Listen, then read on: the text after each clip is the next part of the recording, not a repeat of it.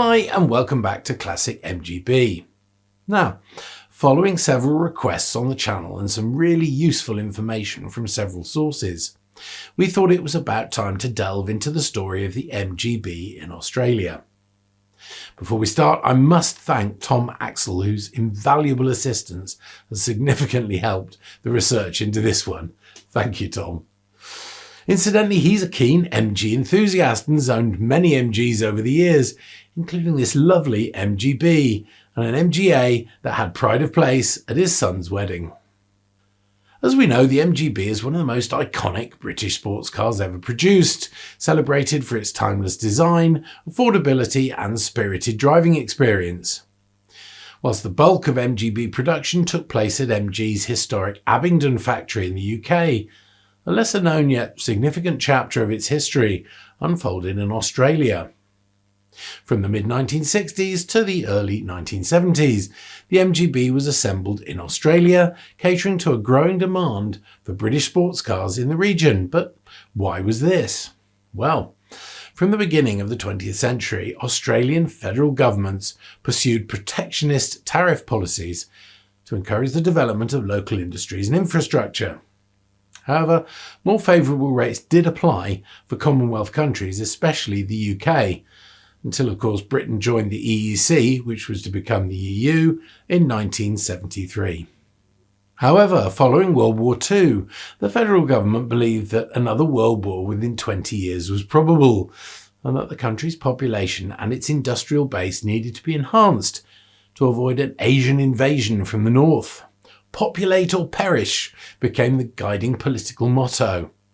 Consequently, a massive immigration policy was instituted, predominantly from the UK, Ireland and Europe. British immigrants were known as £10 POMs because the processing fee for entry was just £10. Simultaneously, major encouragement was given to overseas motor vehicle manufacturers to establish production facilities in Australia. This was done through introducing 45% import duty on fully assembled cars. General Motors and BMC were the earliest to proceed with local manufacturing.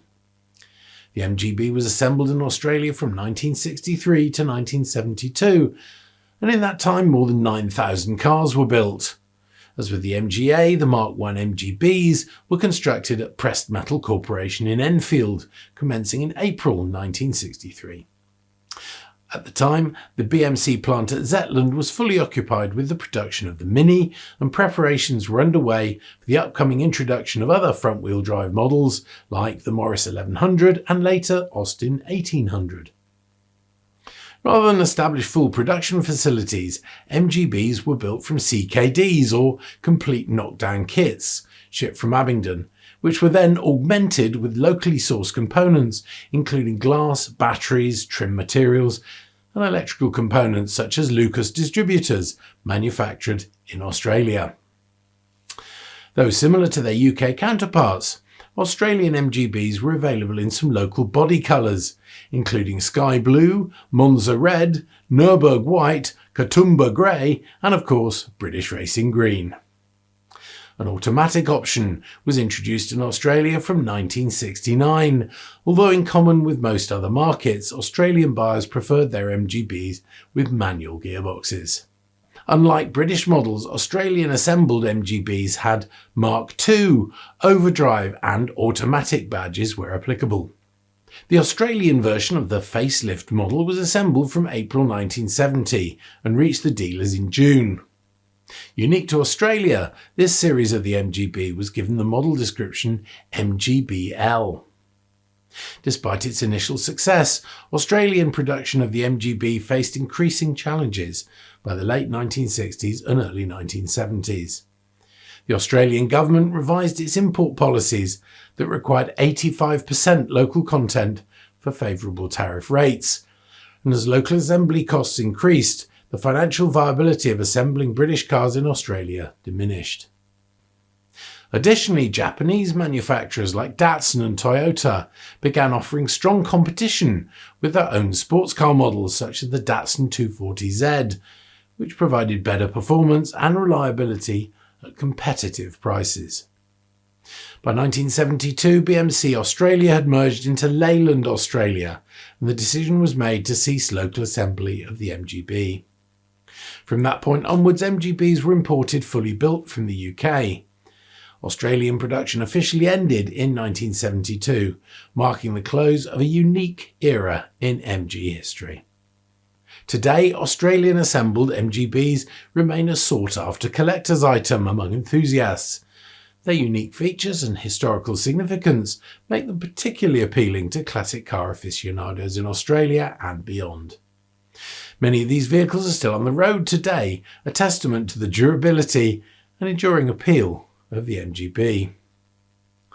The Australian production story highlights the global impact of MG and its ability to adapt to different markets. Though production ceased over 5 decades ago, the MGB remains a beloved classic on Australian roads, keeping its legacy alive for future generations of motoring enthusiasts. Before we finish the story, we came across this rather interesting publication, the confidential manual supplied to dealer sales staff detailing how to sell the MGB. It includes key selling points like highlighting the superb all-round view, even with the hood up, smooth, easily cleaned lines with no water pockets to cause corrosion, and occasional seating for 2 extra people, clearly with very short legs. The fact they had to remind sales staff that the MGB was for the ladies too clearly dates this publication. Imagine it being included in a sales training program these days. So there you go, a brief look at the Australian MGB story. As I said before, I derived a lot of information from an excellent article by Tom Axel in the MG Car Club's Safety Fast magazine. Well worth digging out if you get a chance. If you've enjoyed this video, we'd really appreciate it if you give it a like, share it with anyone that's interested, and also subscribe to the channel because it really helps YouTube get our content to new viewers. As always, many thanks for watching and take care.